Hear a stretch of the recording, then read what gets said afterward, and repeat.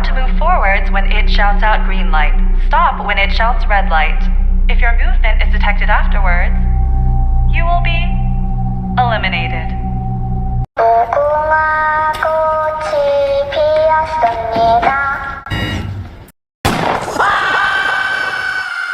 Wow.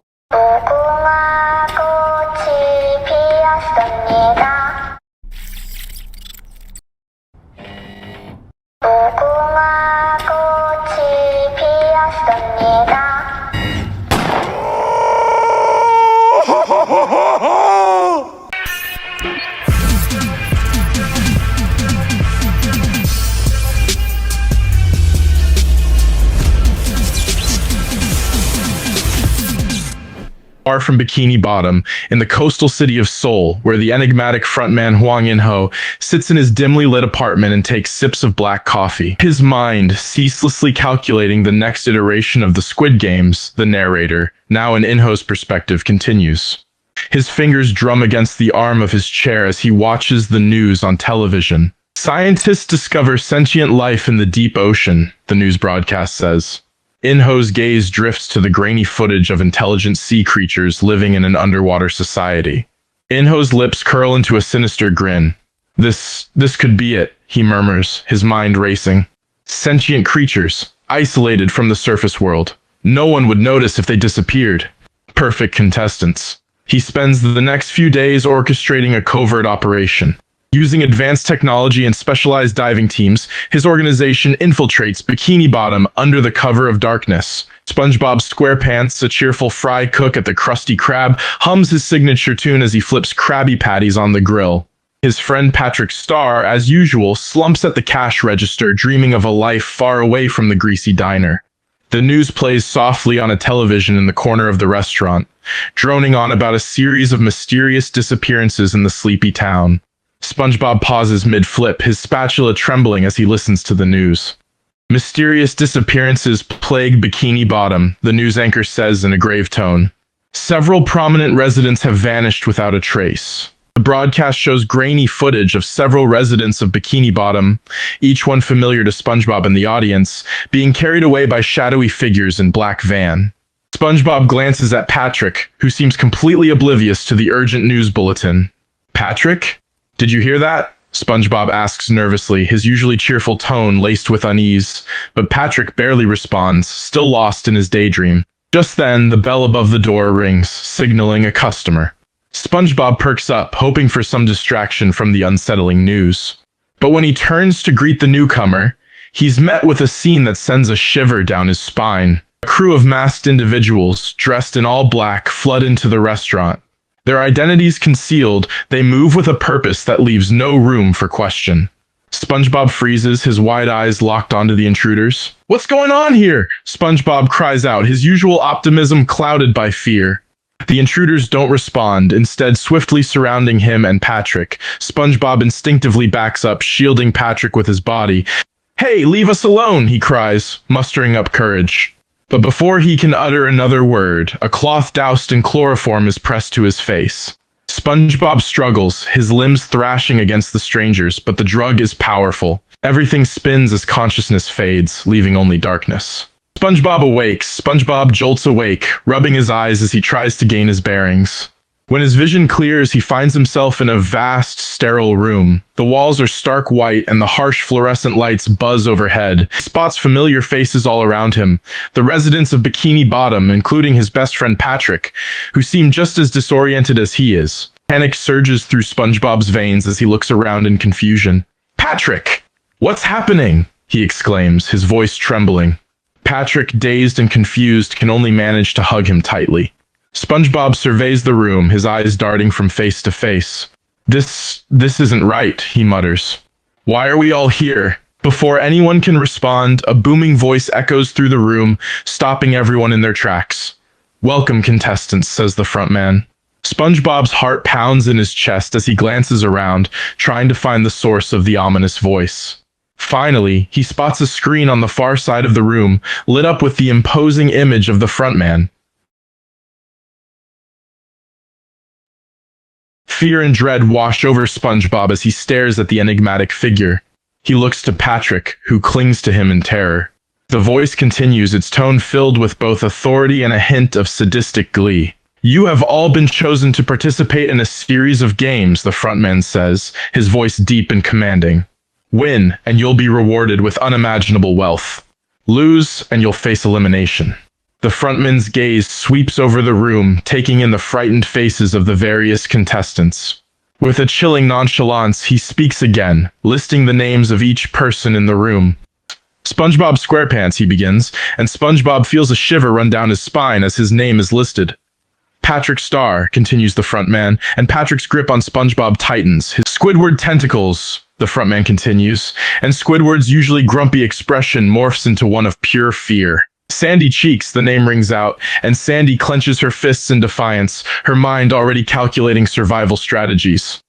"Mr. Krabs," the frontman's voice resonates, and Mr. Krabs, who had been sitting silently in the corner, looks up with a mix of defiance and terror. "Larry the Lobster," the frontman's voice growls, Larry's usually confident demeanor shaken by the gravity of the situation. "Mrs. Puff," the frontman calls out, and Mrs. Puff, who had been silently praying, looks up with horror etched on her face. "And Gary," the frontman finishes, and the little snail, curled up in SpongeBob's arms, looks at the frontman with fear. The room falls silent as SpongeBob and the others digest these words. Each of them has been plucked from their peaceful lives in Bikini Bottom and thrust into this twisted game, their lives now hanging in the balance. The room falls silent as everyone waits with bated breath for the frontman to continue. The tension is palpable as the frontman speaks, his voice calm and measured. "Before we begin the games, I shall explain your first game. Red light, green light," the frontman announces, a sinister smile tugging at the corners of his hidden visage.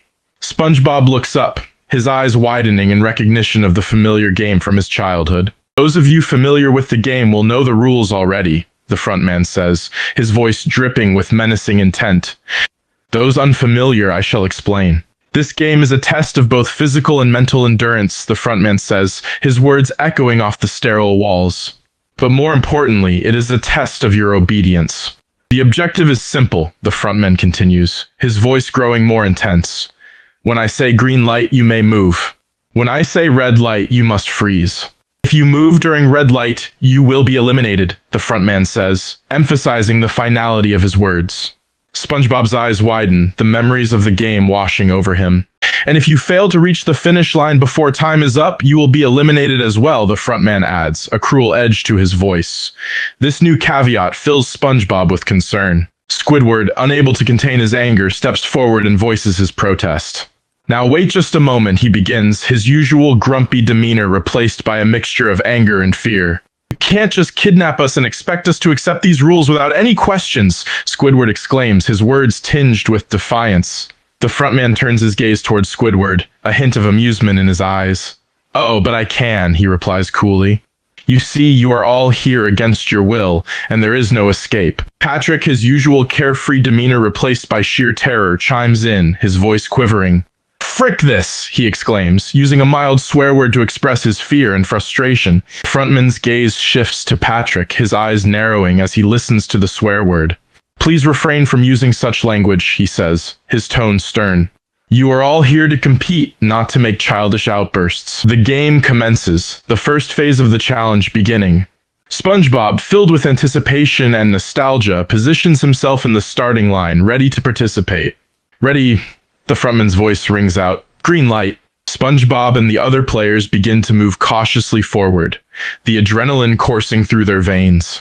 Each step is taken with precision and caution as they all begin to make their approach toward the finish line. In the midst of the participants, SpongeBob stays focused, his feet gliding cautiously across the floor. He occasionally glances at his fellow competitors, noticing the tension and excitement etched across their faces. Squidward's heart pounds in his chest as he tries to maintain his stoic exterior. He moves forward carefully, constantly sizing up his surroundings and anticipating each move. Though he remains outwardly calm, the fear and anxiety are palpable. Patrick's eyes are wide with fear as he gingerly makes his way forward. He clings to SpongeBob tightly, barely able to contain his panic. Every step feels like a lifetime, and he keeps glancing around, expecting some unknown danger to emerge. Mrs. Puff's heart is thumping loudly in her chest as she tries her best to maintain her composure. Her legs feel like they weigh a ton as she moves forward, her gaze fixed on the finish line, desperately hoping to reach it before the time runs out. Mr. Krabs tries his best to maintain his usual businesslike demeanor, but fear lurks in his eyes as he moves forward. Every step is calculated, his mind trying to calculate the odds of him winning the game. His mind races as he tries to plan an escape strategy. As the game progresses, the tension in the air grows thicker. The participants carefully move forward, their eyes darting from side to side, trying to catch any hint of movement. But despite their best efforts, Mr. Krabs and Mrs. Puff's luck runs out. Mr. Krabs, despite his calculated movements, suddenly stumbles over his own feet, his weight causing him to fall forward. "Damn it!" he mutters under his breath as he tumbles to the ground, his legs and hands flailing to catch himself, but it's too late. The frontman, his voice stern and cold, declares, "Eliminated." As if in a cruel twist of fate, Mrs. Puff, who was standing just behind Mr. Krabs, couldn't react in time to avoid the falling crab and found herself dragged to the ground with him. "Eliminated," the frontman repeats, his voice monotonous and cold. The first game comes to a close, the survivors frozen in place, their hearts pounding in their chests. SpongeBob looks around, noticing the absence of Mr. Krabs and Mrs. Puff. His heart sinks as he processes the events that just unfolded. After the conclusion of the first game, the following characters remain standing, having successfully avoided elimination: SpongeBob SquarePants, Squidward Tentacles, Sandy Cheeks, Patrick Star, Larry the Lobster, Gary the Snail. After a brief moment of respite, the surviving participants regroup, still reeling from the intensity of the first game. The frontman wastes no time in announcing the start of the second game. "Contestants," the frontman says, his voice commanding attention. "You have all proven yourself worthy of continuing on in the games. Now, prepare yourselves for the second challenge." The participants, still rattled from the first game, look up with a mix of anticipation and dread. "What is it this time?" SpongeBob asks, his voice slightly shaky. Frontman smiles, a hint of sadistic pleasure in his eyes. "For this game, you will need to exhibit both physical and mental strength," he says, his voice ominous. "You will face the glass bridge." SpongeBob's heart sinks as he hears the ominous name. The others look just as nervous. The glass bridge?" Squidward repeats weakly. The frontman nods. "Yes, the glass bridge," he confirms, his voice sending chills down their spines. "You will be tested once again in this next game. But this time, the stakes are even higher. The game is simple," the frontman begins, his tone matter of fact. "Each contestant will walk across a beam, a glass bridge, for about 15 meters. However, some of the glass panels are made to break easily." Participants look at one another, fear etched on their faces as the frontman continues. "The challenge lies in distinguishing the strong glass panels from the weak ones. Each contestant will have 2 minutes to cross the bridge," the frontman continues, his voice taking on a cold tone. "If you step on a weak panel, the consequences will be dire." SpongeBob, his frustration boiling over, explodes at the frontman. "This isn't fair. You can't just force us to play these games and eliminate us like we're nothing." The frontman looks at SpongeBob coldly, his voice unruffled. "You are here to play the games, not question the rules. You have no choice in the matter." A figure in a black hoodie emerges, the hood obscuring their face. The contestants turn, curious about the sudden appearance. SpongeBob steps away from the frontman, his gaze fixed on the figure. "Who are you? And why are you in this room?" he asks, his voice guarded. The figure remains silent, the hood hiding any sign of emotion. The frontman, however, speaks up. "This is player 456, he says, his voice cool and commanding. "Another contestant in the games." SpongeBob's eyes widen in surprise. "Another player? How many other participants are there?" The frontman's voice is cold as ice. 500 to be exact, he replies, his gaze locked onto SpongeBob. "All here to compete for the grand prize." A collective gasp of shock rings out as the contestants realize the enormity of the situation. SpongeBob looks around, taking in the shock on the faces of the others. 500? "That's insane," he mutters, the words sinking in. The frontman chuckles. "Indeed, the odds are stacked against you. But the prize is worth it, isn't it?" Tension in the room is palpable as the frontman instructs the contestants to form a line, leading up to the start of the glass bridge. SpongeBob glances around, taking in the faces of his fellow survivors, each one displaying a mix of fear and determination. As the contestants stand on the edge of the glass bridge, dread grips them tightly. The frontman's chilling voice echoes through the speakers. Begin, he says, beginning the game. Larry, who is standing near the front of the line, takes a shaky step onto the first glass panel. It holds his weight, and he exhales a sigh of relief, taking another cautious step forward. SpongeBob watches, his heart pounding as Larry makes his way across the bridge. He silently wills him to go faster but understands the need for caution. Despite his fear, Larry manages to keep his cool, slowly moving from panel to panel. However, as he progresses further, the bridge begins to tremble. The panels start to shiver, creating a sense of imminent danger. Larry looks uneasy but continues onward, his heart pounding in his chest. Suddenly, without warning, the bridge gives way. A crack forms around one of the panels, spreading quickly. With a deafening crash, the glass panel beneath Larry's feet shatters. The weight of the broken panel causes the subsequent panes beneath it to shatter as well. In a matter of seconds, a chain reaction cascades through the bridge, causing it to buckle and fall into the abyss beneath. There is no time for a scream. In the blink of an eye, Larry is gone, vanished into the darkness below. SpongeBob watches in horror, the color draining from his face. The silence hangs heavily in the air, broken only by the distant sound of water. He feels a mixture of disbelief and grief, struggling to process the sudden and tragic loss. The sudden loss of Larry leaves a profound impact on SpongeBob and the remaining survivors. The room is shrouded in a solemn silence, each participant grappling with the grim reality of the situation. SpongeBob's mind races with thoughts of the friends he's already lost and the uncertain fate of those still alive, including Sandy, who stands next in line. The frontman's voice pierces the silence, almost taunting them. "Continue," he commands. Next player. With great reluctance, Squidward steps up to take his place. As he cautiously takes his first few steps, SpongeBob watches, his heart in his throat. Squidward's movements are calculated, his eyes trained on the path ahead. But as he progresses, the bridge begins to tremble again, the panels dancing under his feet. Squidward swallows hard, willing himself to maintain composure, but the fear in his eyes is evident. The ground rumbles beneath him as Squidward inches forward, the panels creaking ominously. Sweat beads on his forehead, and his hands tremble slightly as he focuses on balancing himself. The remaining players watch with bated breath, silently praying for his success. But fate is cruel, and soon the trembling of the panels turns into a violent shake. Squidward's eyes widen in fear as the glass panel beneath him starts to crack.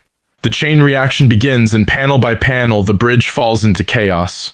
Squidward tries to maintain his balance, but it's a futile effort. In what seems like slow motion, Squidward's face transforms into one of panic, his mouth opening wide in a scream that carries the weight of his impending doom. To everyone's surprise, Squidward makes a last-ditch effort to leap from one of the breaking panels. He flies through the air, his body contorting with effort, and lands in a painful but successful fashion on the next square. A mix of gasping and cheers fills the room as Squidward lands, his body visibly shaking from the ordeal. SpongeBob claps a hand to his chest in relief, his breathing ragged. He catches Squidward's gaze, and the tension in the air begins to lift. Squidward, still shaking, manages a weak thumbs up, acknowledging his lucky escape. As Squidward makes his way off the glass bridge, SpongeBob rushes over, offering a helping hand. In a mix of adrenaline and relief, they embrace, the tension in the room beginning to dissipate as the danger subsides. However, the room still feels heavy with the weight of loss.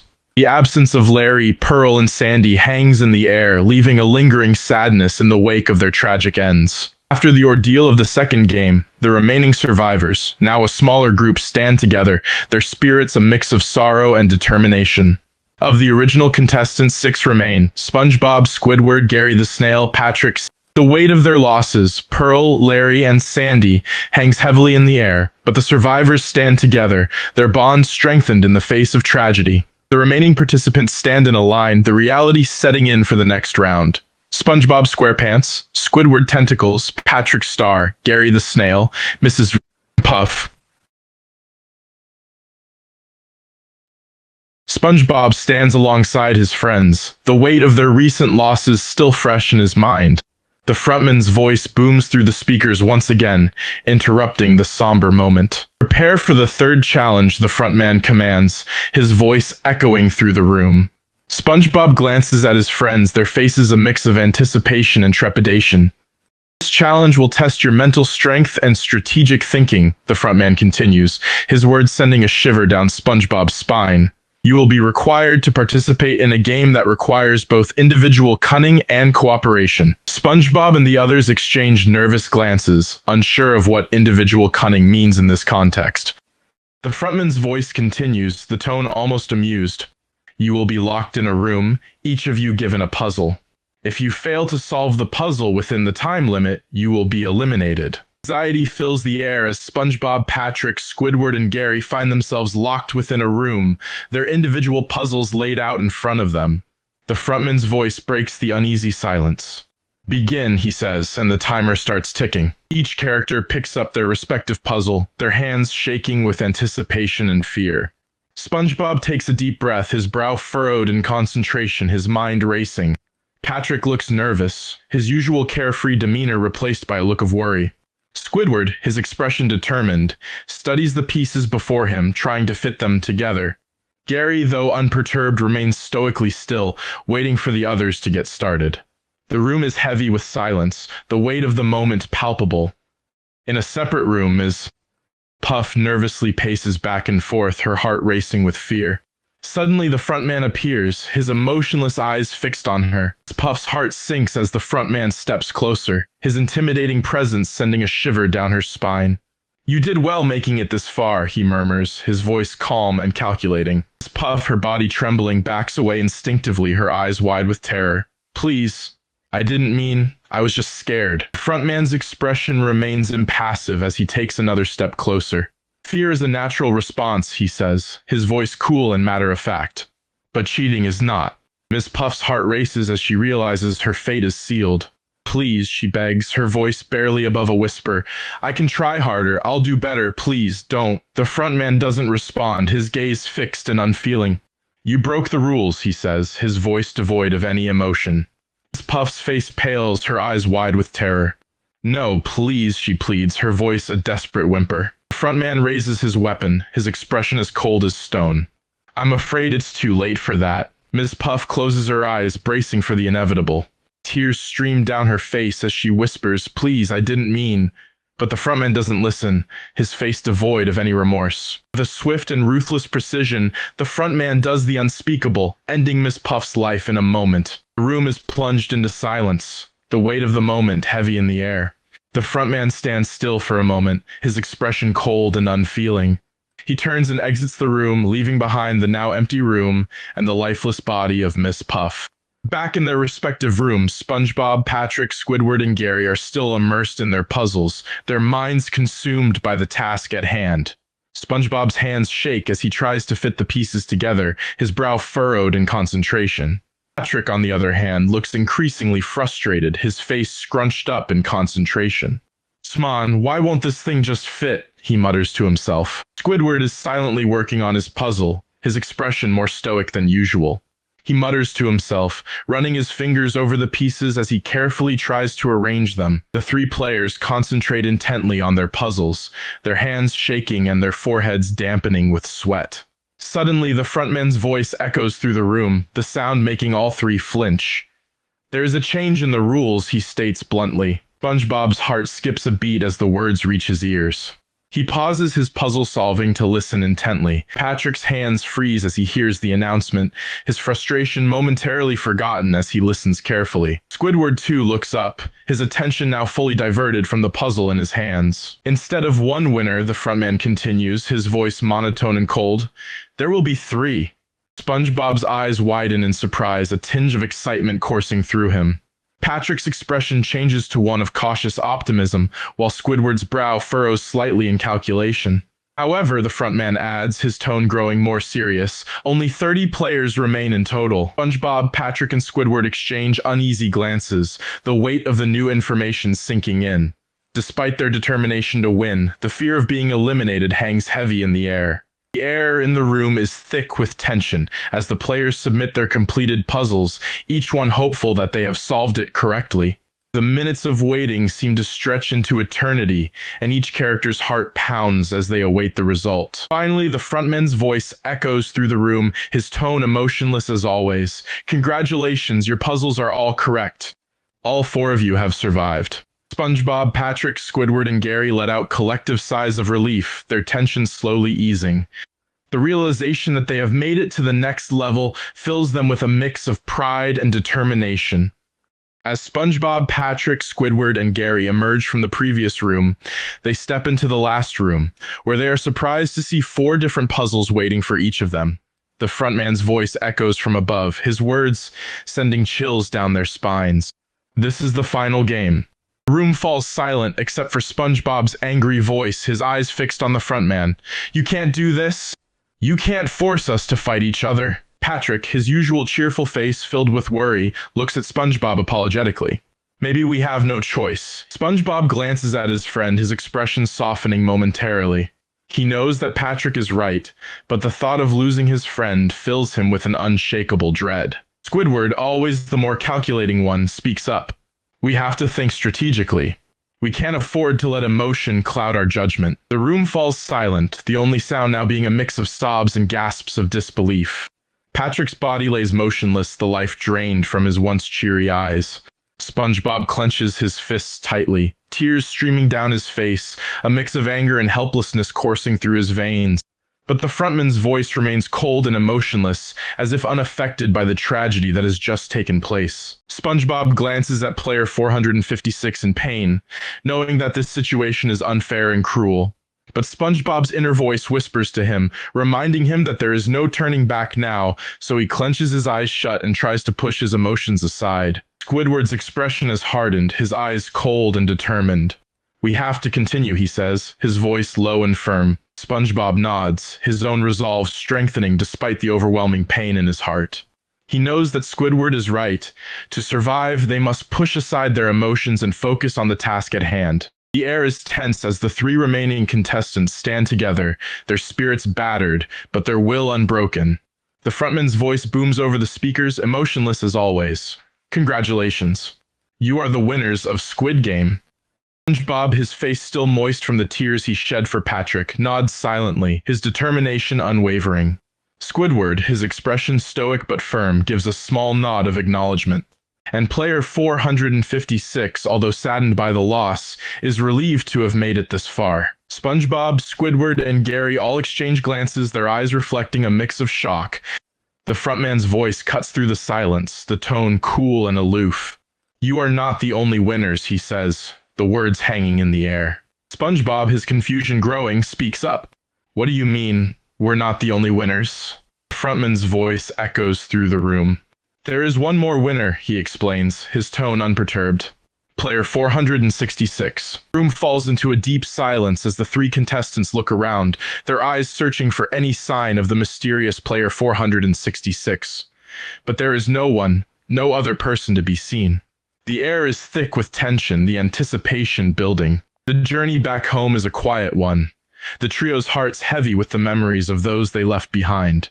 Each character stares out into the distance, lost in their own thoughts. As the boat makes its way through the crystal blue waters, SpongeBob and the others find solace in their friendship. There is a somber understanding between them that they have witnessed something unimaginable, and somehow survived. They reflect on the events that led them to this point, the weight of their experiences weighing heavily on their shoulders. The bond they have built through this journey is unbreakable, and they find comfort in knowing they have each other. SpongeBob, Squidward, and Gary arrive in the quaint town of Kelp City, their new home. The city is smaller than Bikini Bottom, with a more tranquil and cozy vibe. The 3 boys look around, taking in the surroundings. The neighborhood is quiet and peaceful, with small houses lining the streets. A sense of calm washes over them, but a tinge of melancholy lingers in their eyes. The trio takes in the tranquil atmosphere of Kelp City. Despite the sense of peace and freedom they feel, there is a lingering sadness within them. They realize that although they have escaped the horrors they left behind, the pain and loss they've endured will stay with them forever. However, as they begin to settle down in their new home, they also feel a sense of hope. They've created a bond deeper than anything they've ever experienced, and they're ready to build a new life in this quiet coastal town. Life in Kelp City is different from the bustle of Bikini Bottom. The pace is slower, and the people are more easygoing. SpongeBob, Squidward, and Gary slowly start to adjust to their new surroundings, finding solace in their daily routine. The trio spends their days exploring the small town, taking in the local sights and getting used to their new environment.